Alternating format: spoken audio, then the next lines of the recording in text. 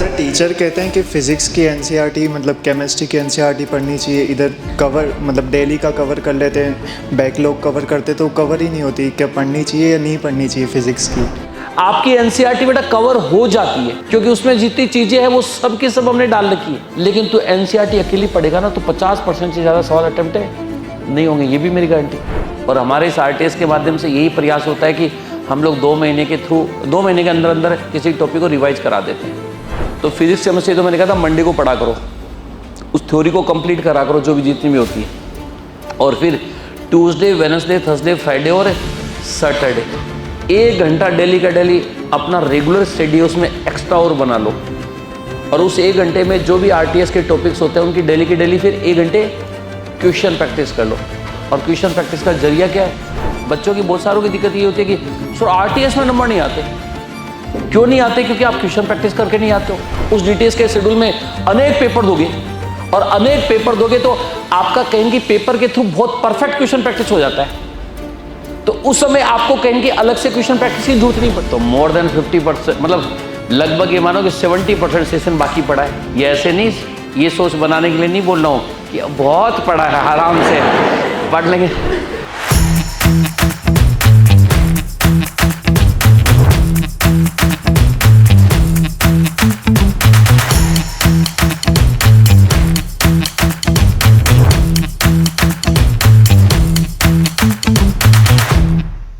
खैर to the point आ जाते हैं सीधा मुद्दे पे। तो एक तो आप लोगों का काफ़ी कुछ चीज़ें एकदम फ्लो में चल रही हैं। बहुत अभी थोड़े दिन पहले आप लोगों का सेशन स्टार्ट हुआ था, थोड़े दिन पहले मतलब 2-1 महीने पहले तो अपन डाउट में थे कि नीट 2024 वाले की सोचेंगे 2025 वाले की सोचें। अरे 2-1 महीने पहले तो रीनीट भी तो चिल्ला रहे थे। तो मतलब सेशन स्टार्ट ही हुआ है, अभी तो सितंबर चल रहा है, अभी भी नीट के एग्ज़ाम के मतलब सितंबर जाएगा।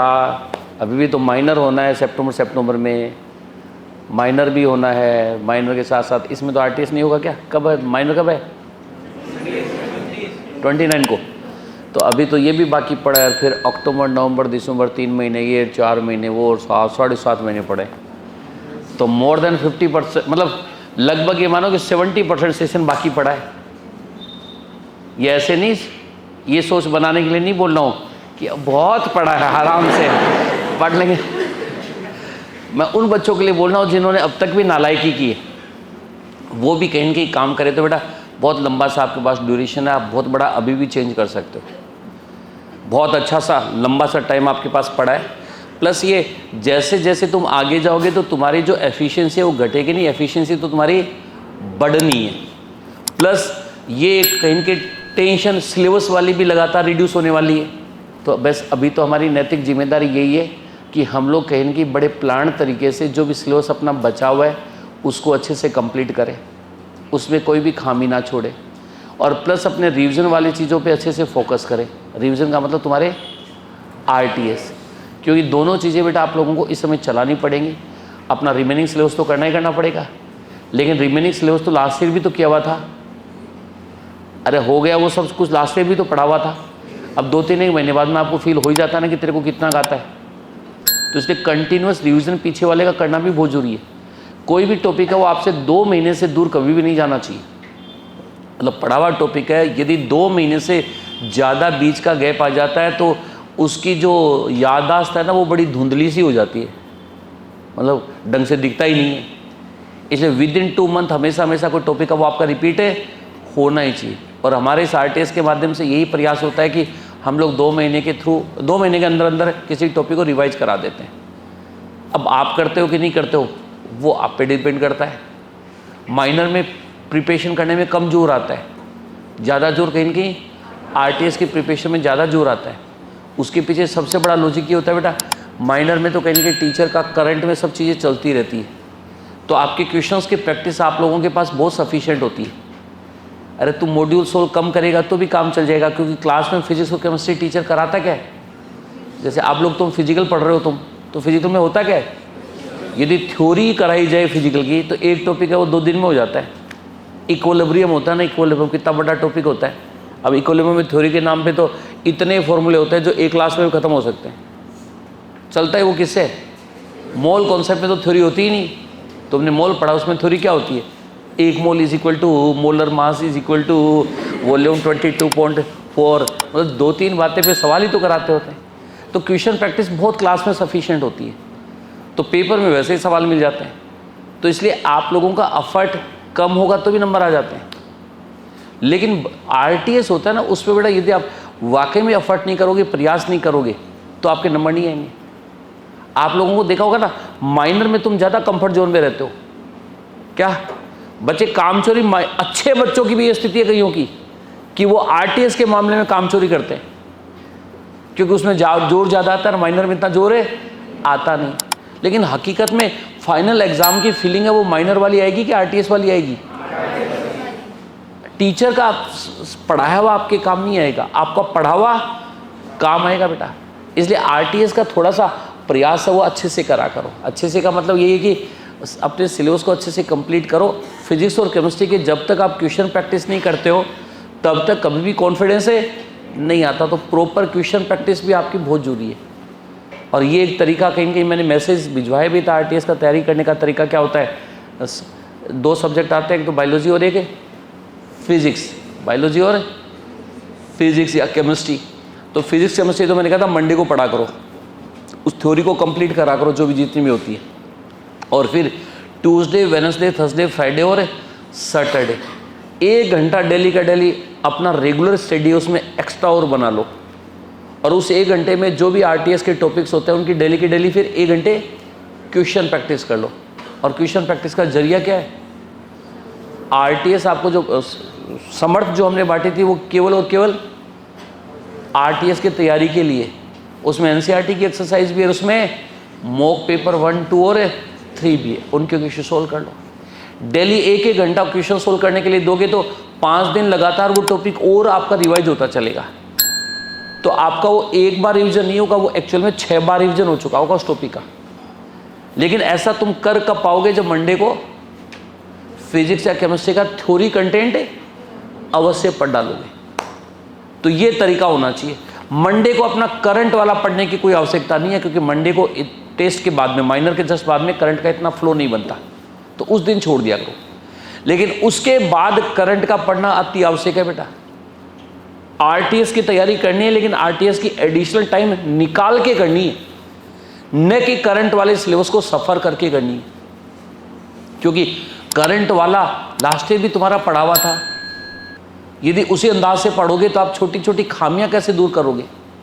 और छोटी छोटी खामियां तभी दूर हो पाती है जब आप डेली का पढ़ाया गया कंटेंट घर पे जाके डेली पढ़ते हो। तो इसलिए वो डेली का डेली करंट वाला पढ़ने की आवश्यकता जरूर है।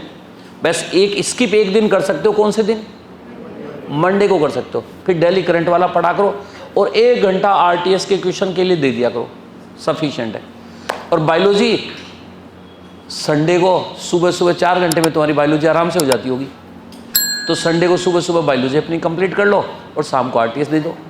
और अगले वीक फिर फुल्ली की फुल्ली कॉन्सेंट्रेट ऑन माइनर कर लो। ये पढ़ने का तरीका है।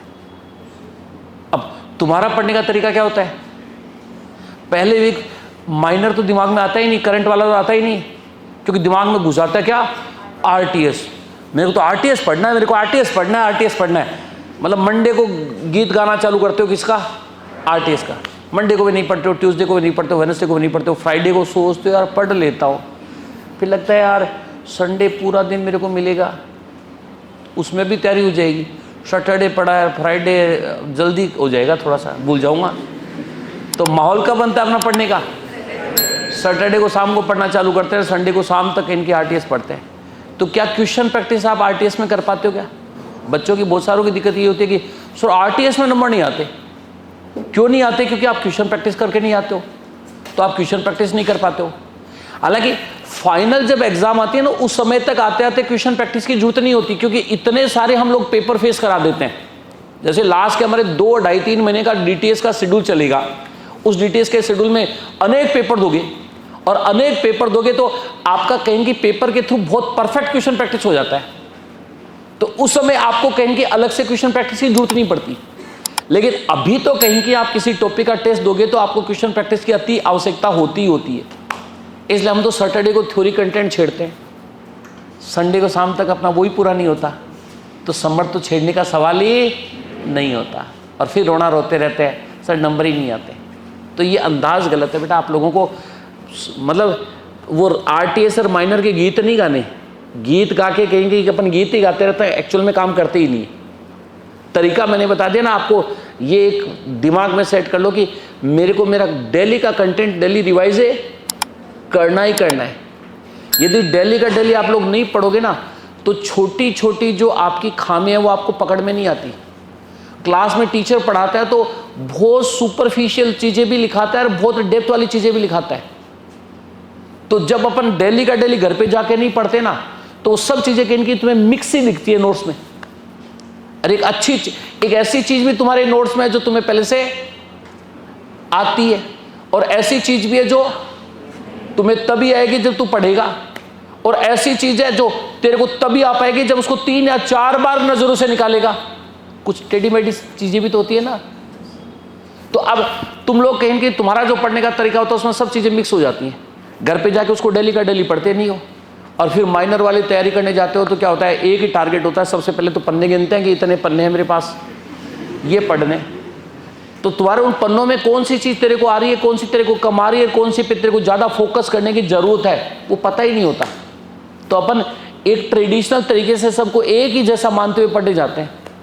तो उसमें स्थिति होती है कि कई बार कुछ काम की चीज़ तो तुम्हारे नज़र में ही नहीं आती। अरे माइनर के दौरान कोई काम की चीज़ तो ये तो तुम लोग फील करते हो ना। कई बार टीचर क्लास में कोई तो मॉड्यूल सोल्व कराता है, और मॉड्यूल सोल्व कराता है, वो कोई सवाल तुम पूछते हो और वो सवाल बोलता है, सर कहते हैं ना देखो बेटा ऐसा सवाल मैंने क्लास में करवाया था, बोलता है ना, और वो हकीकत में करवाया हुआ होता है, और सेम पैटर्न का तुम क्वेश्चन पूछ लेते हो, लेकिन वो सवाल अच्छा होता है और वो तुम्हारे स्किप हो जाता है दिमाग से। वो सवाल तुमसे तभी हो पाएगा बेटा जब आप उसी दिन जाके उस सवाल पे दोबारा थोड़ा सा काम करते और उसको मार्क करते कहीं कि ये सवाल काम का है, मैं यहां अटकता हूं। और जब जब उस नोट्स का आप रिवीजन करने जाते तो उस सवाल पे आप थोड़ा एक्स्ट्रा फोकस करते, तब ऐसे ऐसे क्वेश्चन अपने आप होने लग जाते हैं। लेकिन स्थिति ये होती है, कोई थोड़ा सा टीचर क्लास में सवाल कराता है, कई बार तो हम लोगों को इतना फ्रस्ट्रेशन आता है कि यार यही सवाल मैं इसीलिए तो क्लास में इसको कराया था ताकि मॉड्यूल का सवाल पूछे ना, और ये सवाल मैंने क्लास में भी करा दिया और ये मॉड्यूल में भी दोबारा पूछ रहा है।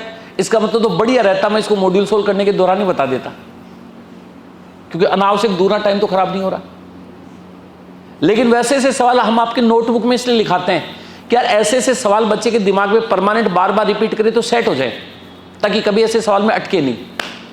लेकिन बच्चा उन चीज़ों पे ढंग से फोकस नहीं कर पाता, तो वो तुम्हारे मॉड्यूल में वैसा सवाल आता है वहां भी अटकते हो, माइनर में आता है वहां भी हर बार अटकते हो, क्योंकि आपने उनको कहीं कहीं फोकस नहीं किया, उनको हाईलाइट नहीं किया, मार्किंग नहीं की।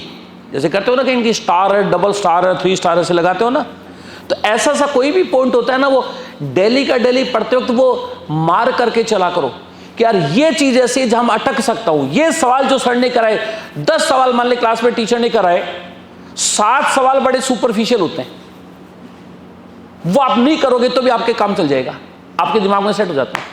लेकिन 2 या 3 सवाल ऐसे जरूर होते हैं 10 में जो आप अटकते हो। अब वहां वो 10 के 10 सवाल आपने कंटिन्यूस ऐसे के ऐसे कर लिए, तो अगली बार जब तुम्हें मौका मिलेगा तो तुम रिवीजन करने जाओगे, या तो उन 10 सवालों को देखोगे नहीं, और देखोगे भी तो तुम्हारी नजर ज्यादा से ज्यादा कहां पड़ेगी, पहले 2, 3, 4 पे पड़ेगी, लेकिन 2, 3, 4 उन पे पड़ेगी जो तुम्हें आते ही है। एक्चुअल में वो लास्ट में 1-2 सवाल होते हैं जो कहीं ना कहीं टिपिकल से होते हैं, थोड़े से हटके होते हैं। अब वहां डेली का डेली पढ़ते वक्त तुम वहीं थोड़ा सा उनका डेकोरेशन करते चलो ना, मतलब उन पे इंपॉर्टेंट है, वेरी वेरी इंपॉर्टेंट है, समथिंग एक्स्ट्रा है, 1 स्टार है, 2 स्टार है, ऐसा डेली का डेली लगाते चलोगे तो वो तुम्हारा एक परफेक्ट नोट्स बन जाएगा। और जब तुम अगली बार रिवीजन करोगे तो तुम्हें पता है कि यार और देखूं ना देखूं, लेकिन वो चीजें जरूर देखूं जो मेरी मार्क की हुई है, क्योंकि मैं उन चीजों पे अटकता हूं। लेकिन ऐसा होता कब है? अरे ऐसा कब होता है? जब सेम डे आप घर पे पढ़ते हो बेटा, मतलब ऐसी स्थिति होती है, बहुत सारे बच्चे गलत उतारते हैं क्लास में और उसको पता ही नहीं होता तूने गलत उतारा है। हालांकि उस दिन वो टीचर से आके डाउट पूछते हैं जिस दिन माइनर होता है, उससे पहले दिन, कि तब उस दिन वो रिवीजन करना चालू करता है, तो वो कुछ चीज समझ में नहीं आती, तो उसको लगता है ये क्या हुआ, तो फिर टीचर कहता है बेटा तूने गलत उतार रखा है। ये मेरे सामने तो ऐसा केस बहुत बार आता है। तो 10 दिन बाद में तेरे को पता ही नहीं चलता कि तूने गलत उतारा था कि सही उतारा था, लेकिन वो डेली का डेली आप पढ़ते रहोगे। और कईयों का तो ऐसा स्थिति है वो गलत चीजें पूरी साल उतरी हुई रहती है, और डेली घर पे आप पढ़ोगे तो आपने मान ले गलत लिख भी लिया तो घर पे जाते आपके तुरंत समझ में आ जाएगा ये चीज या तो सर ने गलत लिखा है या मैंने गलत लिखा है, मैं कंफर्म करूं। तो परफेक्ट नोट्स जो होते हैं ना बेटा आपके क्लासरूम के, वो तभी आपके बन पाते हैं जब आप सेम डे घर पे जाके उनको पढ़ते हो, रिवाइज करते हो। तो ये तो एक मस्ट होता है, आपको घर पे जाके डेली का डेली पढ़ना ही पड़ेगा। ये सेशन स्टार्ट हुआ था तब भी मैंने एक बात और बताई थी, आपको प्लानिंग भी बताया था पढ़ने का, कि अपना डेली का डेली पढ़ने का जो शेड्यूल होता है ना उसको 2 पार्ट में बांट के चला करो। एक तो रिवीजन ऑफ क्लासरूम नोट्स और दूसरा क्वेश्चन प्रैक्टिस। दोनों को क्लब मत करा करो, एक साथ कभी मत चलाया करो, दोनों अलग अलग पार्ट में चलाया करो, वरना कभी भी आपका घर पे जाके 100% क्लासरूम के नोट्स रिवाइज नहीं होते।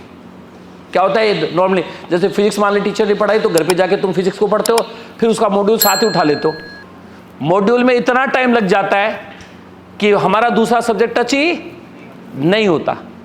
तो सबसे पहला मस्ट काम है वो मॉड्यूल सोल्व करना नहीं है, सबसे पहला काम तो क्या है, अपने क्लासरूम के कंटेंट को रिवाइज करना, वो कभी अधूरा नहीं रहना चाहिए। मतलब अब फिलहाल तुम्हारी ये स्थिति है कि आप इतना एफिशिएंट बन जाते हो बेटा, हर क्लास जैसे 4 क्लास होती है, 1.5 घंटे की 4 क्लास होती है, आप ऑन एवरेज हर क्लास को 1 घंटा पढ़ोगे तो आपका सिलेबस आराम से क्लासरूम के साथ रिवाइज हो जाता है। तो 6 घंटे की क्लास है वो कितने घंटे में रिवाइज होगी, 4 घंटे। किसी सब्जेक्ट में आपको 1.5 घंटा लग जाता है तो कोई सब्जेक्ट पैरेलल अवश्य ऐसा चलता है, लेकिन एवरेज 4 घंटे में आपको अपने चारों क्लास है उनका रिवीजन आराम से हो जाएगा।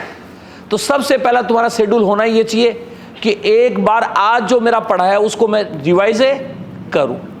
उसके बाद में 2 से 2.5 घंटे तुम्हारे को डेली के डेली किसके लिए रखने चाहिए, 2 से 2.5 घंटे डेली के डेली क्वेश्चंस के लिए रखने चाहिए। और वो 2 से 2.5 घंटे डेली क्वेश्चन प्रैक्टिस के लिए रखते हो तो उसमें भी टाइम बाउंड करके क्वेश्चंस करा करो। टाइम बाउंड का मतलब, जैसे मान ले होम असाइनमेंट नंबर 1 ले लिया, 30 सवाल है मान ले, तो डिसाइड कर ले यार 30 सवाल मेरे को 30 मिनट में करने हैं, 30 सवाल मेरे को 30 मिनट में करने हैं, और फिर 15 मिनट उसके लिए एक्स्ट्रा और रख लो उन सवालों के आंसर की मिलाने के लिए। ये भी एक खास ध्यान रखा करो। मॉड्यूल भी सोल्व करते हो तो हर सवाल को सोल्व करके उसका आंसर मत देखा करो, वो भी अप्रोच गलत है। उसमें कई जैसे थ्योरी वाले सवाल होते हैं ना, कई बार उन पे तो बहुत बार हमारा ढंग से दिमाग फोकस होता ही नहीं, क्योंकि हम हवा में एक सेंटेंस पढ़ते हैं वो सही नहीं होता तो फिर आंसर की में देख लेते हैं ये तो गलत हो गया, फिर दूसरा चेक करते हैं, फिर दूसरा, फिर हम यही नहीं देखते कि वो पिछले वाला गलत हुआ क्यों था। हकीकत में ऐसा होता है, तो फायदा नहीं नुकसान ज्यादा है। तो 30 सवाल है तो 30 सवाल कहीं की अपनी रफ में कहीं के साथ साथ रिमार्क करते चलो, एक सवाल का नंबर 2 आंसर होगा, दूसरे का 3 होगा, पांचवें का 2 होगा, ऐसे से। और जैसे 30 सवाल खत्म होते हैं तो अपनी घड़ी को देखो कि यार आधे घंटे में तूने किए कि नहीं किए। 5-4 दिन तक दिक्कत आएगी, लेकिन उसके बाद में कहीं की वो आधे घंटे में आराम से होने लग जाएंगे। और उसके बाद में अपनी उस आंसर की को मिलाओ और देखो कौन कौन से गलत हुए, और फिर गलत हुए तो उनको ढंग से चेक करो, और कोई सवाल अटक गया तो उसको टाइम देके दोबारा करो। तो 30 सवाल 30 मिनट में करो, भले ही फिर उनका एनालिसिस करने के लिए, अपनी खामियां ढूंढने के लिए, या जो अटका हुआ सवाल है उसको दोबारा सोल्व करने के लिए 15-20 मिनट आधी घंटा एक्स्ट्रा और लगे तो कोई दिक्कत नहीं है। लेकिन पहला राउंड तो हमारा क्या होना चाहिए, 30 मिनट में 30 सवाल, 50 सवाल की से असाइनमेंट में तो 50 मिनट। फिर मैंने कहा आधी मिनट हर सवाल के लिए एक्स्ट्रा एनालिसिस के लिए दे दो। तो मॉड्यूल आपको इस तरह से सोल्व करना चाहिए। जैसे 2-3 दिन में हमारा ये सेशन चल रहा है, बच्चों के बहुत सारों के सवाल ये होते हैं, बहुत सारों। कल एक बच्चा मेरे से पूछ भी रहा था, सर घर पे जाके पेपर पूरा हो जाता है लेकिन यहाँ पता नहीं क्या होता है, और 2-1 सवाल बीच में अटक जाते हैं तो फिर वो लगातार अटकते हैं। उसके पीछे सबसे बड़ा लॉजिक होता है बेटा, एग्जामिनेशन हॉल में एक एग्जाम का प्रेशर होता है, तुम्हारे पास एक बाउंडेशन होता है, इतने टाइम में आपको सवाल करने ही पड़ेंगे, और उस प्रेशर को हैंडल करने की हमारी प्रैक्टिस की भी नहीं होती, उस बाउंडेशन पे हमें काम करने की आदत नहीं होती। अब डेली का डेली अपन काम उस बाउंडेशन में करने लग जाए तो फिर तुम्हें फील होगा ही नहीं कि एग्जामिनेशन हॉल में कुछ अलग होता है कि घर पे जाके कुछ अलग होता है। अरे तुम्हारे साथ ऐसा नहीं होता कि घर पे आके पेपर करते हो तो पेपर हो जाता है, और यहां नहीं होता। उसके पीछे बड़ा लॉजिक है, यहां तुम्हारे पास प्रेशर है, टाइम बाउंडेशन है, और घर पे तुम्हारे पास कोई प्रेशर नंबर वाला घाड़ तो है ही नहीं ना, ज्यादा आने की कम आने, आगे वो आगे। दूसरा, हम बड़े रिलैक्स मोड में करते हैं, टाइम कितना ही दे देते हैं, लेकिन यहां तो टाइम वाला सीन भी तो देखना पड़ता है। वो प्रैक्टिस भी अपने को करनी होती है बेटा, एक टाइम बाउंड करके काम करने की आदत डालनी पड़ेगी, तब फिर वो घर पे कुछ अलग हो जाता है, एग्जामिनेशन हॉल में कुछ अलग होता है, सीन कभी पैदा नहीं होगा। और उसका टाइम बाउंडेशन पे काम करने का सबसे अच्छा तरीका है, एक तो ये टाइम बाउंड करके पढ़ा करो कि यार मेरे को ये 4 घंटे पढ़ूंगा, ये मेरे कंटिन्यूस ये 4 घंटे का स्टडी का स्लॉट है, और मैं इस 4 घंटे में मेरे आज जो भी चारों सब्जेक्ट पढ़ाए उनको मैं अवश्य रिवाइज करूंगा। तो तेरे को अपने आप ही प्रेशर मिल जाएगा वहां, और तेरी स्पीड अपने आप ही बड़ी काबिल तारीफ हो जाएगी। जैसे बच्चों के साथ एक दिक्कत होती है ना, पढ़ना तो सब चाहते हैं लेकिन पढ़ नहीं पाते, कंसंट्रेशन नहीं बन पाती, पढ़ते हुए दिमाग पता नहीं कई कहां से कहां घुस जाता है। उसके पीछे लॉजिक है कि तुम्हारे ऊपर प्रेशर नहीं है बेटा।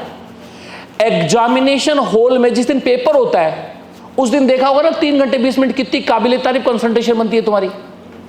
अरे क्या उस पेपर के दौरान तुम्हारा दिमाग डाइवर्ट होता है क्या? कुछ ख्याल उल्टी पुल्टी चीजें ख्याल में आती है क्या? उल्टी पुल्टी चीजें ख्याल में कब आती हैं? जब पढ़ते हो है, जबकि तुम्हारे लिए तो कम ज्यादा ठीक वाला सीन कहीं के घर वाला सीन ज्यादा सीन होता है, अच्छा ठीक होता है।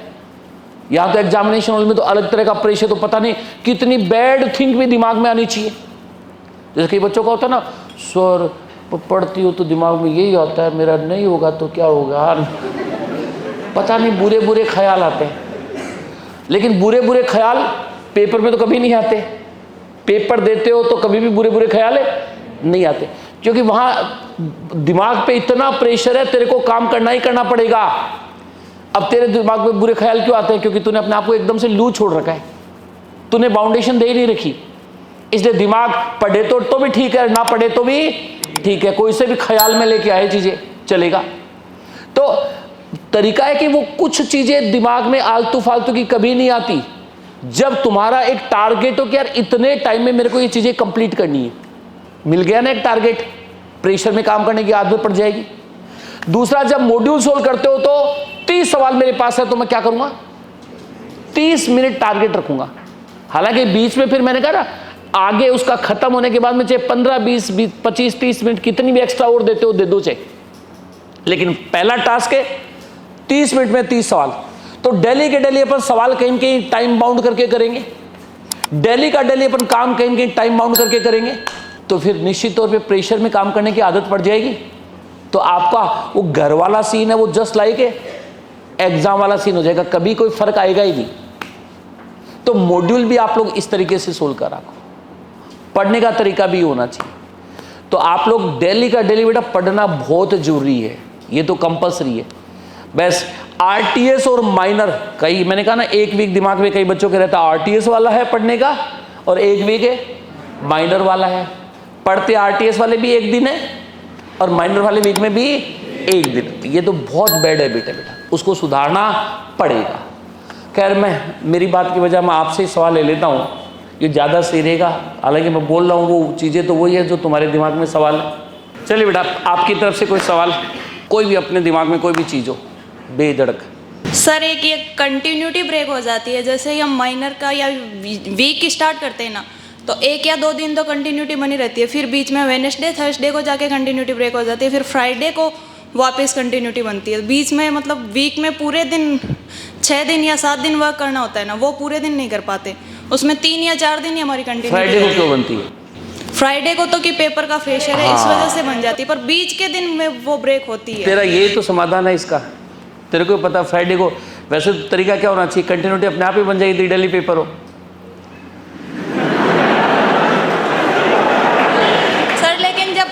स्टार्ट करते हैं तो मंडे ट्यूसडे को भी बनी रह जाती है, लेकिन बीच में जाके ब्रेक उसके होती पीछे है बेटा लॉजिक वही है, मैं तेरे को बता रहा ना कि पेपर है तो पेपर दिमाग में रहता है कि यार तेरे को अब काम करना ही पड़ेगा। आप मतलब पेपर के लिए अपने को पढ़ना ही नहीं है, अपने लंबे टारगेट्स कभी रखने ही नहीं, अपने को डे बाय डे के टारगेट्स लेके चल रहे।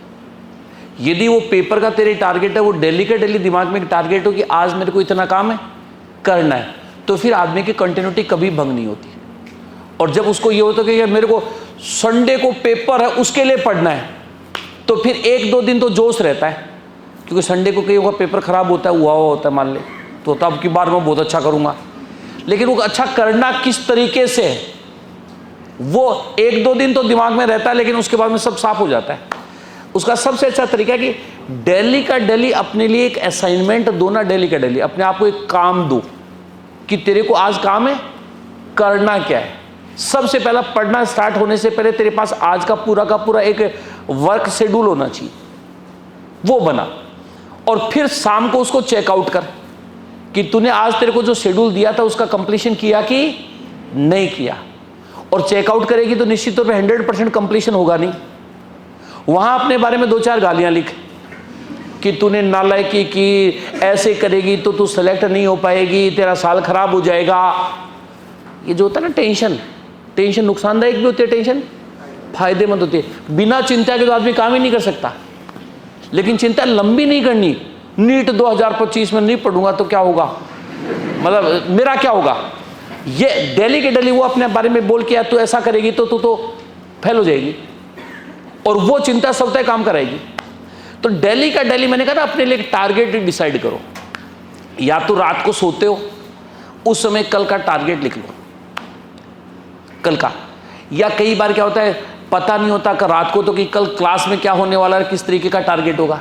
तो एक बहुत बढ़िया काम ये भी हो सकता है कि मॉर्निंग बैच का बच्चा है, वो जैसे ही घर पे जाता है, घर पे जाके अपने बैग को रखो, खाना बाद में खाओ, खाना बाद में खाओ या पहले खाना खा लो। सोने वोने का काम तो सभी करते होंगे, उससे पहले आपको पता होगा कि आज क्या पढ़ाया, आज टीचर ने क्या पढ़ाया। मॉर्निंग वाले बच्चों को बता रहा हूँ, वहाँ अपना एक कहीं की या तो एक डायरी, हमने डेली असेसमेंट डायरी बंटवा रखी है, उसमें लिख ले, या कोई एक वाइट कागज़ ले लिया, अगर अपने हार्ड बोर्ड ले ले, उस पर वाइट कागज़ की एक लिस्टिंग कर ले, मतलब लगातार रखती रहे, उस पर लिख ले कि आज का मेरा ये असाइनमेंट है, मेरे को फिजिक्स में ये चीज़ पढ़नी है, केमिस्ट्री में ये पढ़नी है, बायोलॉजी में ये पढ़नी है, बॉटनी जूलॉजी में ये पढ़नी है।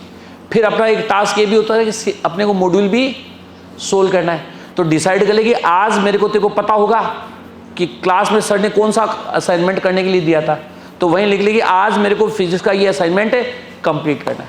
फिर खाना खा, फिर बीच में सो ले जाए, फिर दोबारा उठेगी तो उठते पढ़ना स्टार्ट कर देगी, क्योंकि तेरे को पता है कि तेरा आज काम क्या है, और स्पीड बहुत अच्छी बन जाएगी। और बिना टारगेट अपन पढ़ते हैं तो नॉर्मली क्या होता है, दोपहर को उठ के 3 बजे पढ़ने की स्थिति हो, अपना टाइम टेबल 3 बजे का हो, तो 4 बजे तक तो अपना माहौल ही नहीं बनता, क्योंकि हमें ये पता नहीं होता कि यार पढ़ना क्या है। तो अपन ढूंढते रहते हैं यार इसको पढ़ूँ कि इसको पढ़ूँ कि इसको पढ़ूँ। तो थोड़ा सा नज़र से अपनी फिजिक्स भी निकाल लेते हो और केमिस्ट्री भी निकाल लेते हो और ये निकाल लेते हो। या तो लगता है तेरे को कुछ भी नहीं आ रहा, या लगता है कि तेरे को तो याद ही आज जो पढ़ाया था वो। तो बड़ा बेमन से काम होता है, तो काम कंटिन्यूटी में कभी नहीं जाता। तो ऐसे से दोपहर को लिख के, तो सुबह आती है कि शाम को आती है, शाम वाला आता है, शाम वाला आता है तो अपना रात को उसकी क्लास हुई होती है, रात को घर पे जाते हो तो क्लास हुई होती है दिन में, तो रात को सोने से पहले रात को लिख के सो कि तेरे को अर्ली मॉर्निंग में दोपहर तक पढ़ना क्या है। और वो फिर जैसे ही आपका दोबारा शाम को दूसरे दिन दोबारा उसको चेक कर तूने कितना % है कंप्लीट नहीं किया, और कंप्लीट नहीं होता तो मैंने कहा ना वो थोड़ा सा रिमार्क कर, उसमें 2-4 लाइनें अपने लिए लिख, और लिखेगी तो याद रहेगी, और अगले दिन तेरी एफिशिएंसी किसी भी हालत में घटेगी नहीं बल्कि बढ़ेगी। तो ऐसे डेली का डेली वो पेपर वाला फीलिंग हो गया ना। फ्राइडे को क्यों कंटिन्यूटी बन जाती है, क्योंकि संडे को टेस्ट है, तो तेरे को पता है तेरे पास इतना काम है, ये काम तेरे को निपटाना पड़ेगा, और वो काम अपन डेली का डेली अपने आप को देते रहेंगे तो अपने आप ही कंटिन्यूटी बन जाती है। और बोलिए सर, जैसे सिली मिस्टेक्स, बायो का पेपर 45 क्वेश्चन में से 41-42 तक ही पहुंच पाता है, और ऐसा नहीं है कि वो 45 क्वेश्चन नहीं आते, वो 45 क्वेश्चन में से 45 के 45 कर सकते हैं हम, पर वो नहीं हो पाते। 42-43 तक स्कोर जाता है, 41-40, उनको कैसे दूर करिए सर? देख, सिली मिस्टेक ये होती है ना, उसके पीछे मेरा तो सोच ये होता है बेटा, आपका पढ़ने का जो तरीका होता है ना वो गलत होता है। और पढ़ने का तरीका गलत मैं ये मानता हूँ कि बच्चे कंसिस्टेंट नहीं पढ़ते, लगातार नहीं पढ़ते, एक पर्टिकुलर छोटे से ड्यूरेशन में पढ़ने की कोशिश करते हैं। तो छोटे से ड्यूरेशन में पढ़ने की कोशिश करते हैं तो कुछ चीज़ें हमेशा हमेशा दिमाग में डाउट ही रहती हैं, वो डाउट कभी ख़त्म है नहीं होते, इसलिए वही तो सिली मिस्टेक होती है। तो उसका समाधान यही होता है कि आपको कहीं ना कहीं माइनर आता है, उस दौरान पढ़ने की आवश्यकता नहीं है आपको, मतलब फ्राइडे सैटरडे को नहीं पढ़ना, बल्कि आपको होल वीक पढ़ना, पूरे वीक पढ़ना है, एक एफिशिएंसी से पढ़ना है। तो बहुत सारी तो समस्याएं अपने आप ही सॉर्ट आउट हो जाएंगी। दूसरा, एक सिली मिस्टेक इस चक्कर में भी बहुत सारी होती है कि संडे जब हम माइनर का पेपर देने जाते हैं तो हमारा दिमाग का कचरा हुआ होता है। दिमाग की लिमिटेशन तो होती होंगी ना। मेरा तो एक एनालिसिस है बेटा, आदमी 6 घंटे से ज़्यादा किसी भी हालत में एफिशिएंट वर्क नहीं कर सकता। 6 घंटे से ज़्यादा कॉन्टिन्यूटी में किसी भी हालत में एफिशिएंट काम नहीं हो सकता। पढ़ने वाला, लर्निंग करने वाला नहीं हो सकता। 6-7 घंटे से ज़्यादा किसी भी हालत में किसी बच्चे की स्टडी हो ही नहीं सकती। यदि वो करता है तो वो माहौल बनाता है, एक्चुअल में पढ़े नहीं रहा। तो अपनी स्थिति, लिमिटेशन दिमाग की 6-7 घंटे पढ़ने की है। और अपना सैटरडे को हालत क्या होता है, संडे को क्या हालत होता है? सैटरडे को रात को पढ़ते हैं लेट तक, क्योंकि सिलेबस करना है। और बाकी तो अलार्म बजता है तो अपन नहीं जगते, लेकिन संडे को बिना अलार्म के जग जाते हैं, क्योंकि सिलेबस है, बाकी होता है। और सुबह से लेकर शाम को 4 बजे तक अपन कंटिन्यू पढ़ते हैं। तो सुबह 5 बजे पढ़ के शाम को 4 बजे तक कितनी देर कंटिन्यूटी में पढ़ा? 10-11 घंटे पढ़ा। रात को भी आपकी नींद निकाली हुई है, तो आपका दिमाग का क्या हालत होता होगा। और बहुत सारी सिली मिस्टेक्स तो उसी चक्कर में होती है। यदि आपके दिमाग पे एक्स्ट्रा फटीक है ना, थकान है, तो स्थिति क्या होती है, कई बार तो सवाल में लिखा कुछ और होता है और हम उसकी कल्पना कुछ और कर लेते हैं। मतलब कुछ और लिखा सवाल एग्जैक्टली अपन पढ़ते ही नहीं, हमारा कोई पहले देखा हुआ स्टेटमेंट होता है, उसके साथ दिमाग में सेट कर लेते हैं ये दिया हुआ है, तो उस चक्कर में गलती कराते हैं। वो गलती सिर्फ और सिर्फ किस चक्कर में हुई कि तुम्हारा दिमाग एक्स्ट्रा थकान में था। दूसरा, कई बार तो ये स्थिति होती है फिजिक्स और केमिस्ट्री में, तेरे को पता कि ये सवाल तेरे से हो जाएगा, लेकिन ये भी पता होता है कि सवाल में कैलकुलेशन लंबी होती है। ये भी पता कि तेरे को अब इतना थका हुआ दिमाग होता है, इतनी कैलकुलेशन करने की हिम्मत ही नहीं होती। तो 1-2 सवाल तो फिजिक्स और केमिस्ट्री में, खासतौर पे फिजिकल केमिस्ट्री की बात करूं, ऐसे होते हैं जो तेरे को आ रहे थे फिर भी तू उनको सोल्व किए बिना करके आ जाती है। इन जनरल बच्चों के साथ ये स्थिति होती है। या तो वो देखा होता है तो वो उत्तर मैच कर लेते हैं, या पता नहीं कैसे से सेटिंग करके आंसर कराते हैं। तो वो 1-2-3 गलतियां किस कारण से हुई? हर सब्जेक्ट में दिमाग में एक्स्ट्रा फटीग था, थकान था, उस चक्कर में हुई। तो इसका सॉल्यूशन क्या है? रात को कभी भी, सैटरडे को डेली 7 घंटे सोते हो तो सैटरडे को 9 घंटे सोना चाहिए, और संडे को 4 या 5 घंटे से ज्यादा किसी भी हालत में नहीं पढ़ना चाहिए। संडे को 10-11 बजे के बाद में, माइनर तुम्हारा कब होता है? शाम को 10-11 बजे के बाद में, तो किसी भी हालत में संडे को नहीं पढ़ना चाहिए। और संडे को जब पेपर देने जाते हो तो शाम को 1-2 घंटे रेस्ट करके जरूर जाओ। ऐसा हालत कब पैदा होगा? जब अपन फ्राइडे को पढ़ेंगे कि अपन मंडे से पढ़ेंगे? मंडे से पढ़ेंगे। दूसरा, सिली मिस्टेक क्यों होती है, उसके पीछे लॉजिक यही होता है कि हमारा देखा हुआ होता है कि सवाल, यार ये सवाल मेरा देखा हुआ है, ये कॉन्सेप्ट देखा हुआ है, लेकिन अपन कंफ्यूज होते हैं। कंफ्यूज क्यों होते हैं? क्योंकि हमारी चीजें अच्छे से कोरिलेट की हुई नहीं होती। जैसे ये सिली मिस्टेक का ये तो होता है ना, कई बार घर पे आके सवाल करते हो तो वो सवाल गलत हो जाता है, गलत होते तुरंत दिमाग में आता है, और ये नहीं, इसका उत्तर तो ये था। फिर कहते हैं ना, ये घर पे आके तो सवाल हो जाते हैं। एक्चुअल में दो ऑप्शन में तो कंफ्यूजन था, बायोलॉजी में तो वही तो चक्कर होता है। तो एक ऑप्शन कट गया तो बचा कौन सा, और उसको अपन सिली मिस्टेक बोलते हैं। वो क्यों हुई, उसके पीछे लॉजिक है कि हम सफिशिएंट अपने सब्जेक्ट को टाइम नहीं देते। टाइम नहीं देते तो चीज़ें कभी कंपेयर नहीं होती, कोरिलेट नहीं होती, दिमाग में उनका अच्छे से पिक्चराइजेशन नहीं होता, उनके दिमाग में एक इमेज नहीं बनती।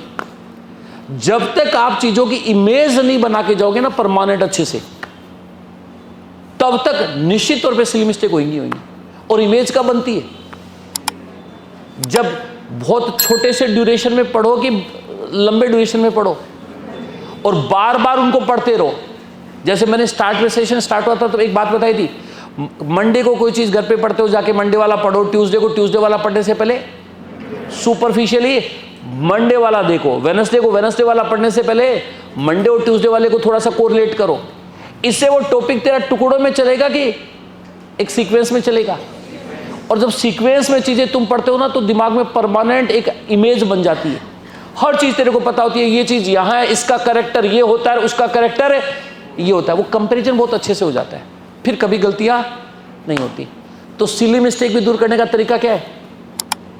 एक तो मैंने कहा ना, एक्स्ट्रा बर्डन सैटरडे को मत लो, रात को जगो, एक्स्ट्रा मत जगो, और संडे को 4-5 घंटे से ज़्यादा किसी भी हालत में आपकी पढ़ाई नहीं होनी चाहिए। थकान मत दो दिमाग को पेपर वाले दिन, कुछ तो रिड्यूस वैसे हो जाएंगे और कुछ रिड्यूस कैसे होंगी? डेली की डेली पढ़ोगे, अपने आप ही चीज़ें, मतलब सैटरडे और संडे एक्चुअल में पढ़ने का क्या होता है? मैंने कहा ना, डेली के डेली अपने क्लासरूम के नोट्स को पढ़ो, और वहाँ डेली के डेली मार्कर से कहीं न कहीं, या अपना जो भी पेन है उससे कहीं न कहीं काला नीला जो भी पेन यूज़ करते हो उसमें मार्क करते रहो, यार ये चीज़ थोड़ी सी अलग सी है, ये चीज़ इंपॉर्टेंट है। तो फ्राइडे और सैटरडे और संडे को एक्चुअल में पूरा टॉपिक पढ़ने की आवश्यकता है कि केवल उन हाईलाइटेड चीज़ों को पढ़ने की आवश्यकता है? हाईलाइटेड चीज़ों को पढ़ने की आवश्यकता है। और वो हाईलाइटेड चीज़ें पढ़ेगी ना तो केवल और केवल 4 या 5 घंटे में सिलेबस आराम से रिपीट हो जाता है। लेकिन अपना टास्क क्या होता है? वो भी चीज़ पढ़ते हैं जो हमें आती है, और वो भी पढ़ते हैं जो छूटती कौन सी है, क्योंकि टॉपिक का सीक्वेंस तो हमारा स्टार्ट से चलता है, और टेढ़ी चीज़ें थोड़ी सी कहाँ होती है? टॉपिक के स्टार्ट में होती है कि एंड में होती है? एंड में पहुँच ही नहीं पाते, तो वो कन्फ्यूजन पैदा वो करती है। तो तेरा जो समाधान है वो बता दिया मैंने, डेली का डेली पढ़ना, शनिवार को रात को एक्स्ट्रा नहीं जगना, और संडे को अधिकतम 4 से 5 घंटे पढ़ना, इससे ज़्यादा नहीं पढ़ना। और बोलो। नीट 2024 में 650 प्लस नंबर पर मेरिट गई है। तो सर जब हम माइनर दे के आते हैं उसके बाद सबसे पहले टेंशन ये होती है कि कहीं हम उस रेंज के अंदर है या नहीं। जब हम उस रेंज के अंदर नहीं होते तो सबसे पहले सर बहुत ज़्यादा घर वाले भी उस चीज़ को लेके हो जाते हैं कि आप टेंशन मत लो, कोई नहीं, हो जाएगा, धीरे धीरे कुछ गलतियाँ हुई कि उनको सुधारो। पर सर उसका बर्डन इतना होता है कि हमारा पूरा वीक खराब जाता है उस चक्कर में कि हम सिलेक्शन की रेंज में ही नहीं है, हम क्या कर रहे हैं, हम इतनी मेहनत कर रहे हैं, मॉड्यूल सॉल्व कर रहे हैं, नोट्स पढ़ रहे हैं, सब चीज़ें अच्छे से करने के बावजूद अगर हम 650 प्लस नंबर नहीं ला रहे हैं तो इसका मतलब हम सिलेक्शन के अंदर नहीं है। एक क्वेश्चन तो ये, सेकंड क्वेश्चन ये है कि सर जब हम माइनर देखते हैं तो मान लो कि 4 सब्जेक्ट है, एक सब्जेक्ट में अगर हम स्टार्टिंग के क्वेश्चन कर रहे हैं और 3-4 क्वेश्चन अगर ऐसे आ गए कि जो हमें आ नहीं रहे, या फिर हम कुछ और सोच रहे हैं, वो कुछ और पूछ रहा है, उसकी वजह से हम, ऐसा भी हो सकता है उन 4 क्वेश्चन को छोड़ सकते हैं। बट सर उस 4 क्वेश्चन की वजह से हम पूरा का पूरा पेपर खराब कर देते हैं। मान लो बायो के 4 क्वेश्चन स्टार्टिंग में मान लो 51 से 55 तक गलत है, मतलब 101 से 105 तक हमें आ नहीं रहे, या हम ज़्यादा सोच रहे हैं, उसकी वजह से सर दोनों बायो, उसके बाद केमिस्ट्री, उसके बाद फिजिक्स, हम उतना उन 4 क्वेश्चन के बारे में सोचने लग जाते हैं कि पूरे पेपर की सर हालत ख़राब कर देते हैं, अपनी हालत ख़राब कर देते हैं। पहले सवाल का जवाब तो ये, इस बार 650 क्रॉस करने वाले गुरुकृपा में 1750 या 1800 बच्चे थे, और अभी हमारे मैडम सुष्मिता मैडम देखती है SR जी, अब 650 क्रॉस करने वाले बच्चे, ये जो नंबर थी इसकी कंपेयर में तो शायद 25 या 30% ही होंगे एवरेज। कल परसों मैडम ने एक मेरे को 12th के बच्चों की लिस्ट दी थी, 90% क्रॉस करने वाले बच्चे, केवल और केवल जितनी भी फेज थे बैठे चल रहे उसमें शायद 101 बच्चे ही थे एवरेज, कोई गोड चल रहे। तो 650 में कितने % होते हैं? 90 के आसपास ही होते हैं। तो मैं तो वो छोरे सेलेक्ट तो होने हैं, कोई 300 400 500 होने, और वो 100 भी नहीं है, तो तेरे से ज़्यादा टेंशन तो हम लोगों की होनी चाहिए। उस चीज़ का आकलन करने की कोई आवश्यकता नहीं।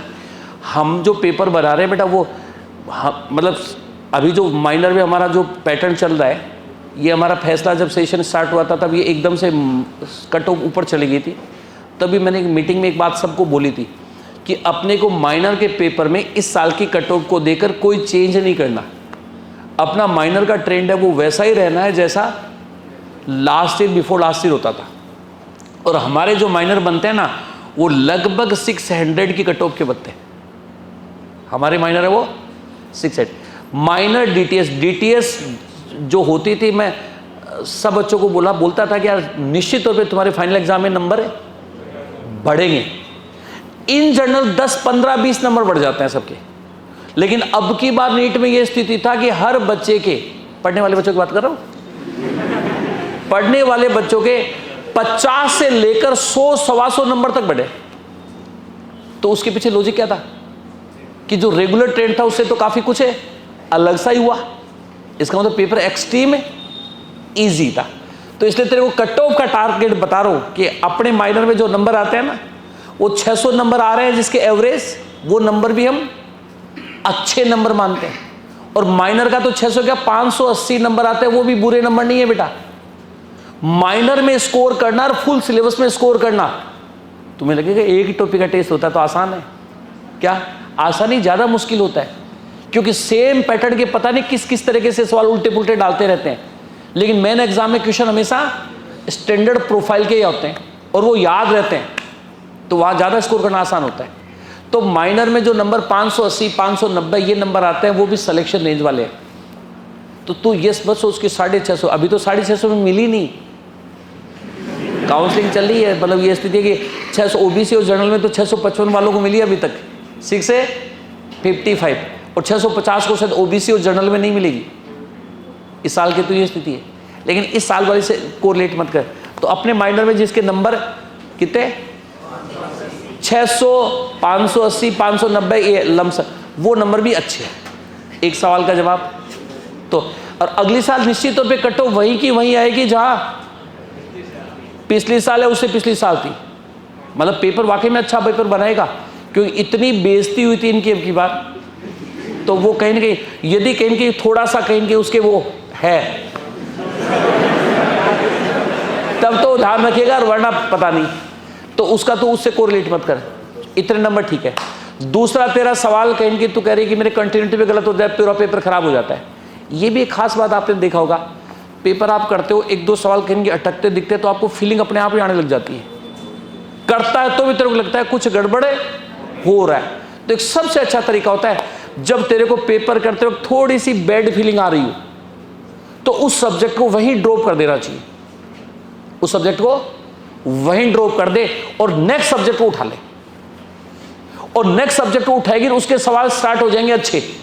तो निश्चित तौर पे तेरा कॉन्फिडेंस जो तूने छोड़ा था ना वहां, वो भी अटेम्प्ट करवा देगा। तो क्या सही तरीका बताया मैंने?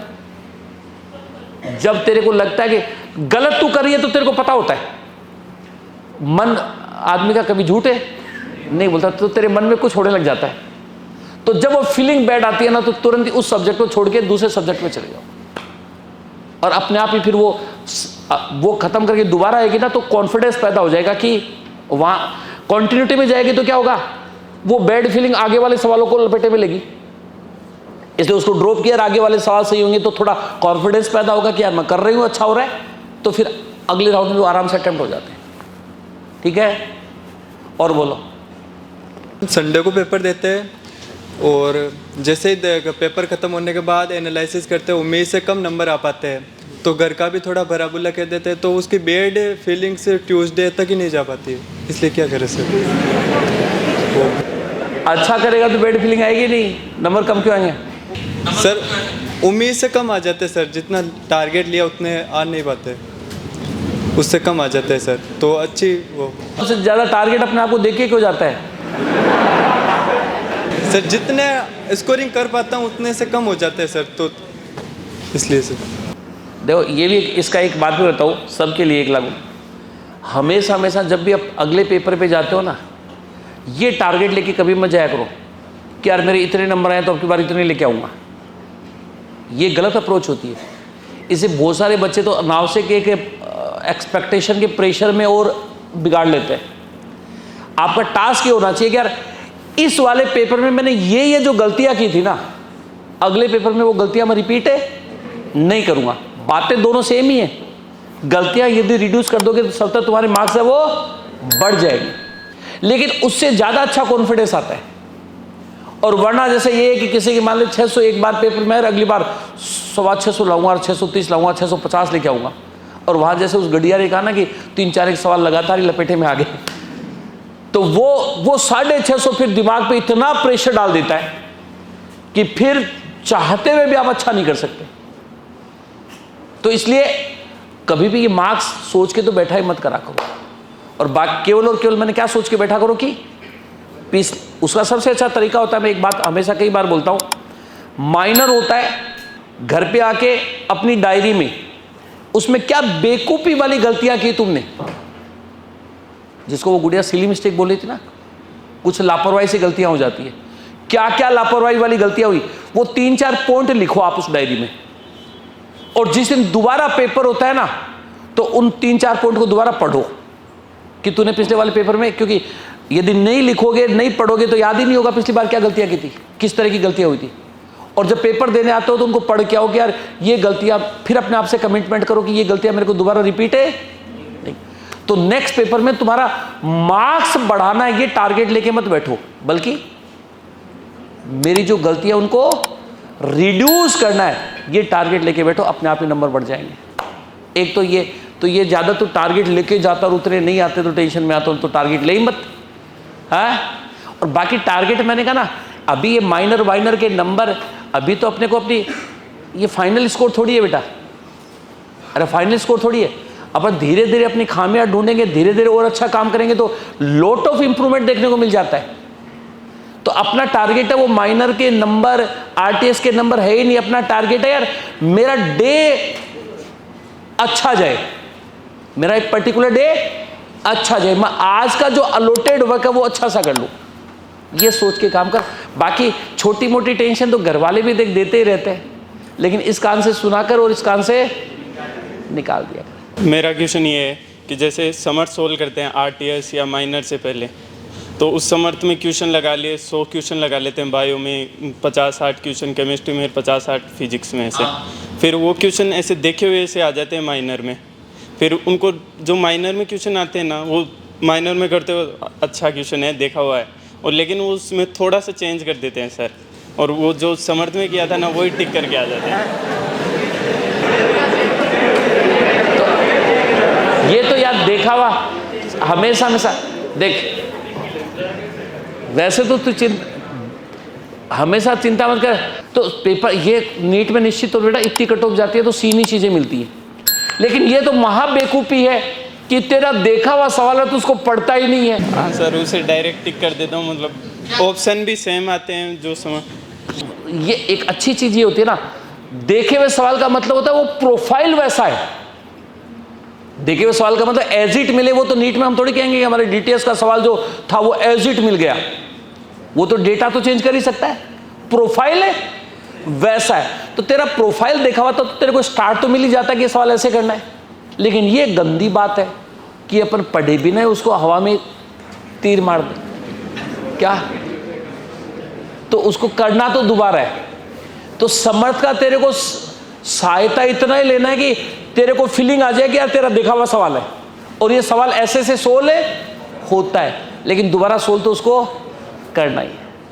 और सर मेरे एक क्वेश्चन और है कि पिछली बार जैसे बायो की एनसीईआरटी को ज़्यादा रंग दी थी, तो अब है ना उसको पढ़ने का मन नहीं करता। तो देख मेरा सजेशन तो ये होता है कि एक रिपीटर बच्चा होता है उसको दूसरी साल एनसीईआरटी दोबारा नहीं खरीदनी चाहिए। मेरा सजेशन तो ये होता है, क्योंकि फिजिक्स में भी हम लोग ये कहते हैं कि नए नोट्स बनाने, केमिस्ट्री में हम कहते हैं नए नोट्स बनाने, तो बायोलॉजी में तो नए नोट्स तो बनाने ही है। नए नोट्स का मतलब एनसीईआरटी नई रंगनी है, तो क्योंकि नई रंगता है उसको लिखता है इधर से उधर से ऐसे करता है तो एक फीलिंग अलग आती है। और पुरानी चीज़ें तो कहीं की यादें तो कड़वी है, पुरानी वाली तो वो ख्याल में आएगी तो बुरा ख्याल ही आएगा। तो तरीका तो ये है कि जैसे तेरे दिमाग में ये चीज़ आती है, तो सबसे बढ़िया तरीका क्या है, अभी भी कुछ नहीं बिगड़ा, अपने को बहुत बार पढ़ना है क्या, तो नई ले ले और उसको नई को रंग दे। सर जो हमारे बैकलॉग्स बन रहे हैं, जो हम पढ़ नहीं पाते, जैसे कोई बीमार हो जाते हैं या फिर किसी वजह से क्लास नहीं ले पाते हैं, तो सर ये इनको कवर करने का टाइम नहीं मिलता। तो जैसे अभी इस संडे को जैसे माइनर है, तो ऐसा मन करता है कि माइनर के ही पढ़ लेते हैं। और जैसे आरटीएस है तो छुट्टी के बाद जैसे मेरे शाम का टाइम है, दिन में सुबह पढ़ते हैं, माइनर क्लास का पढ़ते हैं। आरटीएस है जैसे तो शाम को क्लास के बाद फिर क्वेश्चन प्रैक्टिस का मन करता है कि बैकलॉग को बाद में देख लेंगे। तो सर उस बैकलॉग को कवर करने का सर कोई शेड्यूल बता दीजिए। मेरा तो सोच ही होता है बैकलॉग आदमी की हावी होना ही नहीं चाहिए। तू कह रहा मैं बीमार हो गया, अरे यार बीमार इतने यंग बच्चे काहे का बीमार हैं? जो ऐसे बीमार के कारण से क्लास छोड़ता हो ना, उसके बीमारी अक्सर में बॉडी में नहीं होती, उसकी बीमारी यहाँ होती है। क्या समझा? यदि आदमी मेंटली फिट होता है ना तो कभी शरीर से अनफिट होता ही नहीं। तो क्या होएगा? बीमार क्या होते हैं? जुकाम लग जाती है, खांसी आ जाती है, बुखार हो जाती है, सबकी दवाइयाँ आती, ले लिया अगर सही हो जाएगा। बेटा देख, सबसे पहले देख आवश्यकता यही है, तेरे सवाल का जवाब, सबसे पहली आवश्यकता तो यह कि बैकलॉग कभी भी हावी होने ही नहीं देना चाहिए। अब फिर भी तू कहेगा कि यार इतने हो गए, अब क्या करूं? तो अब ज़्यादा कोई पछतावा करने की आवश्यकता नहीं। हमारे पास ऐसा प्लानिंग होता है कि बैकलॉग आराम से तू कवर कर सकता है। प्लानिंग कैसे होता है कि माइनर के साथ साथ अपन आरटीएस कंटिन्यू कराते हैं। तो आरटीएस को कहीं कि तू थोड़ा सा अच्छा सा अप्रोच करेगा, तो अब तू कह देगा आरटीएस में लग जाऊंगा तो फिर माइनर कब तैयार करूंगा। अब तूने वहाँ उस समय थोड़ी नालायकी की थी, तो यहाँ थोड़ा सा एक्स्ट्रा प्रयास भी तो तेरे को करना चाहिए ना। तो वो थोड़ा सा टाइम तेरे को एक्स्ट्रा देना ही पड़ेगा। तो आरटीएस के थ्रू कहीं कि अपने बैकलॉग को कवर कर सकता है। अब आरटीएस में भी तेरे एकदम से दिक्कत आती है, तो तू थोड़ा सा वहाँ भी एक प्लानिंग ये बना सकता है कि यार 2 सब्जेक्ट है, उस समय मेरे ये टॉपिक कमजोर रह गए थे, दोनों मेरे से तैयार नहीं होंगे, तो कहीं कि एक सब्जेक्ट पे अच्छे से फोकस कर लिया कर। एक को एक बार एक राउंड में और डिले छोड़ दिया कर, थोड़े दिनों के बाद में उसका दोबारा आरटीएस होगा तो उस समय कहीं कि उसको कवर कर लिया कर। तो अपना दिमाग लगा के बैकलॉग को किसी भी हालत में कवर नहीं कर पाओगे। कवर सिर्फ किसके थ्रू कर पाओगे? आरटीएस के थ्रू कर पाओगे। और अब थोड़े दिनों के बाद में मैंने कहा ना, क्लासेस तुम्हारी रिड्यूस होना चालू हो जाएगी। अरे क्लासेस का लोड थोड़ा कम हो जाएगा। अरे कम का मतलब जैसे मैंने कहा ना, ये मैं क्लास 1 घंटे 40 मिनट की लगाने वाला हूँ अगले वीक से ही, और यदि वो क्लास होगी तो निश्चित तौर पे क्या हुआ, जो क्लास है वो 6 घंटे में ख़त्म हो जाएगी। 6 घंटे का मतलब तेरे को कितना हो गया? 45 मिनट तो एक्स्ट्रा मिल गई ना डेली। और डेली 45 मिनट तो एक्स्ट्रा कहीं की काउंट करता है, तो एक वीक में कितना टाइम हो गया रे? 4-5 घंटे तो तेरे को एक्स्ट्रा मिल गया, मेरी तरफ से दे दिया मैंने। और 4-5 घंटे में तो आराम से किसी एक बैकलॉग के टॉपिक को निपटा सकता है। तो अब प्रयास ये कर कि यार आगे बैकलॉग किसी भी हालत में ना हो, और पीछे वाला बैकलॉग हम जो टेस्ट का शेड्यूल बता रहे हैं ना, उसको फॉलो करते हुए कवर कर। ठीक है? हाँ जी। और क्लास में डाउट नहीं पूछ पाती मैं। क्लास में पूछना ही नहीं होता। जैसे पैकेज सोल्व करवाते हैं टीचर्स, तो जैसे सर पूछते हैं कि कौन सा डाउट है, तो मैं डाउट पूछ नहीं पाती सर से। नहीं, क्लास वैसे तो क्लास में डाउट का ट्रेंड होता नहीं कि वैसे कोई पूछे, पैकेज का होता है, तो नहीं पूछ पाती तो कोई टेंशन पालने की जरूरत क्या है? तेरे जो डाउट है वो बाकी के भी डाउट है। पैकेज के डाउट कौन से होते हैं? सर एक आधे रह जाते हैं। तो बाहर पूछ लिया कर जाके। बहुत सारे बच्चे होते हैं ऐसे। अब चाहे मैं कितना ही तेरे को कह दूँ नहीं बेटा ऐसा करना चाहिए, तेरे को डाउट पूछना चाहिए, कॉन्फिडेंस पैदा करना चाहिए, वगैरह वगैरह वगैरह, लेकिन कुछ बच्चों की आदत थोड़ी सी अलग सी होती है, तो इसलिए कुछ ज़्यादा कुछ सोचने वाली बात नहीं। इसके पीछे क्या, बहुत सारे बच्चे होते हैं, बहुत अच्छे बच्चे भी होते हैं, जो स्थिति होती है कि बहुत बेसिक सा डाउट होता है, लेकिन वो क्लास में नहीं पूछते। उसको ये लगता है कि क्लास में पूछ लूँगा तो सर क्या पता क्या सोच लेंगे, या बच्चे हंस देंगे, ऐसा भी होता है। तो फिर वो सर के पीछे पीछे जाते हैं, और सर बाहर आता है तो अकेले में मतलब जो है पूछ लेते हैं। मतलब तो ऐसे कोई डाउट बच जाता है तो बाहर पूछ लिया कर। या सबसे अच्छा तरीका होता है अपने पड़ोस वाला भी कहीं के मतलब जो साथ में लड़की बैठती है ना, उसको अच्छी फ्रेंड बना और उससे डाउट डिस्कस कर लिया कर, छोटे मोटे रह जाते हैं, उससे तो पूछ सकती है। डाउट खास बात ये होनी चाहिए बेटा, डाउट आपका जैसे कोई भी मॉड्यूल में क्वेश्चंस होते हैं ना, आपका परफेक्ट डाउट बताने का काम कहीं कि आपका साथी ज़्यादा अच्छा करता है। टीचर तो चलते चलते कई बार बेइज्जती भी कर देता है, तेरे को यही नहीं है और ये तो मैंने क्लास में कराया था। बच्चे टेंशन में आ जाते हैं, लेकिन साथ वाला डाउट बताता है तो बड़े कॉन्फिडेंस से बताता है, क्योंकि उसको भी पता होता है तेरे को भी ऐसी कई चीज़ें नहीं आती, तो कभी ये नहीं कहेगा तेरे को ये नहीं आया। तो अपने साथ वालों से पूछ लेनी चाहिए। सर टीचर कहते हैं कि फ़िज़िक्स की एनसीईआरटी मतलब केमिस्ट्री की एनसीईआरटी पढ़नी चाहिए, इधर कवर मतलब डेली का कवर कर लेते हैं, बैकलॉग कवर करते तो कवर ही नहीं होती, क्या पढ़नी चाहिए या नहीं पढ़नी चाहिए फ़िज़िक्स की। और फिर माइनर में थियोरेटिकल क्वेश्चंस भी आते हैं, माइनर में या फिर आरटीएस में थियोरेटिकल क्वेश्चंस भी आते हैं, तो उन्हें कैसे हैंडल करें। नहीं, उन्हें तो माइनर में आते हैं तो टीचर का पढ़ाया हुआ होता है, ऐसा तो होता नहीं कि नहीं पढ़ाया हुआ होता। एनसीईआरटीज़ की लाइन्स आती है ना। फिजिक्स और केमिस्ट्री में ऐसा कुछ नहीं होता बेटा, एनसीईआरटी की लाइन वाइज। जैसे तू बायोलॉजी में सोचता है ना, बायोलॉजी में तो लैंग्वेज भी मुद्दा होती है तो, लेकिन फिजिक्स केमिस्ट्री में ऐसा कभी नहीं होता। बेसिक फंडामेंटल को यूज़ करके बनाता है, वो टीचर की ओर से टच की हुई होती है। अभी मैं एक पेपर ही बना रहा था, मैंने एक आदमी से पेपर बनवाया, अभी मैं आया तो रास्ते में यही करा था, तो उसने कोई एनसीईआरटी से उसने पेपर बनाया, तो उसने कोई 4 लाइन एनसीईआरटी के इंट्रोडक्शन से ऐसी बेतुकी सी लिख दी, और स्टेटमेंट कौन सा सही है कौन सा गलत है वो सवाल में काट दिए, उसके 2 या 3 सवाल थे ऐसे काट के आया मैं उसको ये समझा रहा था उस जिसने पेपर बनाया। तो मैंने कहा यार सवाल ऐसे फिजिक्स और केमिस्ट्री में कभी नहीं बना सकता। जैसे एनसीईआरटी में स्टार्ट में प्रस्तावना लिखी होता है ना, इंट्रोडक्शन लिखा होता है, अब उसमें से तू सवाल बना देगा, वो सवाल बन सकता है क्या? कभी नहीं बनता। उसका मीनिंग आपको आना चाहिए, वो कहीं कि आपके नोट्स में अवश्य होता है, सब्जेक्ट का नॉलेज होना चाहिए। तो इसलिए पढ़ना चाहिए, लेकिन एक प्रेफरेंस तो होनी चाहिए ना, एक मतलब प्रायोरिटी किसको होनी चाहिए। तो फिजिक्स और केमिस्ट्री में सबसे पहला प्रायोरिटी क्या है? आपके क्लासरूम के नोट्स, उनको तो परफेक्टली चाटना, उसमें कहीं भी कोई खामी नहीं छोड़नी, और उसमें जितने भी सवाल कराए हुए होते हैं वो सब आपको आने चाहिए। फिर उसके बाद मॉड्यूल सीधा कभी समर्थ पे मत जाया करो। रिपीटर में एक ये भी पंगा होता है, समर्थ के सवाल अच्छे हैं, एनसीईआरटी वाली एक्सरसाइज भी अच्छी है और उसके मॉक पेपर भी अच्छे हैं, तो सीधा जाओगे तो कहीं की डिमोरलाइज और हो जाता है बच्चा नाव से। मॉड्यूल में हर तरह के छोटे छोटे सवाल भी है, तो उनको सोल्व करना ही करना है। फिर आपको समर्थ पे फोकस करना है। समर्थ के आप एनसीईआरटी वाली एक्सरसाइज को सोल्व कर लो, फिजिक्स और केमिस्ट्री में आपकी एनसीईआरटी बेटा कवर हो जाती है, क्योंकि उसमें जितनी चीजें हैं वो सब की सब हमने डाल रखी है, उनके अलावा एनसीईआरटी में कुछ भी नहीं है। फिर किसी के पास टाइम मिलता हो तो फिर वो फिजिक्स और केमिस्ट्री की एनसीईआरटी पढ़ ले, कंडीशन जोड़ दी ना।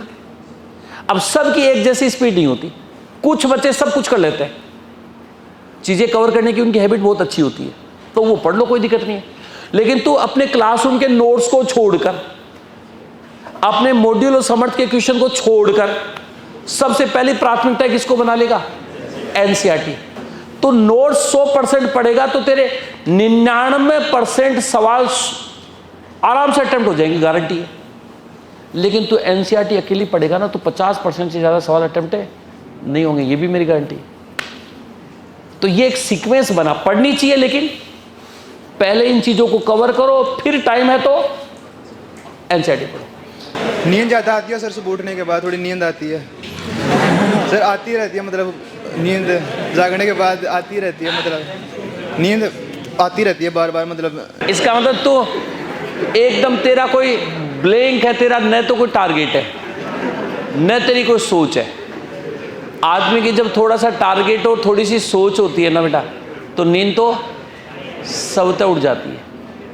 अब ये उसका भी एक समाधान मैंने बताया, वही समाधान है कि गोली तो नींद उड़ाने की कोई होती नहीं शायद, तो उसका तरीका ये होता है कि अपने को छोटा छोटा टारगेट्स मैंने बता दिया ना, तेरे को ये काम करना है, इतना काम आज डेली का डेली तेरे को करना है, वो टारगेट तू अपने आप को डेली दे, और डेली का डेली उसको चेक कर कि हो रहा है कि नहीं हो रहा, और वो ये प्रेशर है वो अपने आप ही तेरी नींद उड़ा देगा।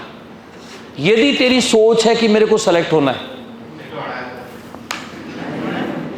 तब तो वो चिंता है वो अपने आप ही नींद उड़ा देगी।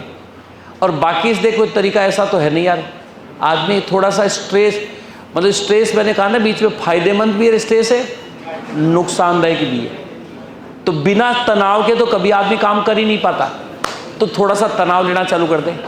और बाकी जैसे नींद आती है तो एक लोटा सामने रखा कर, जैसे नींद आती है तो लोटा सर पे डाल दिया कर। बहुत खूबसूरत टाइम अभी आपके पास बाकी है। मतलब ये जो टाइम गया ना, वो तो ऐसा सा टाइम था जहाँ इतना माहौल नहीं बनता। बहुत अच्छी सी प्लानिंग आप लोगों को आने वाले डेज में और मिलनी है। बस काम करोगे तो निश्चित तौर पे ये पीछे आपने कितनी नालायकी की, कितना बैकलॉग रहा, कितना गड़बड़ कर रखा है, वो सब कहीं के अपन समाधान कर सकते हैं। तो हम आज यही कमिटमेंट करेंगे कि हम आगे अच्छा करेंगे, दिल्ली का दिल्ली पढ़ेंगे। तो आप सबको शुभकामनाएं। Thank you.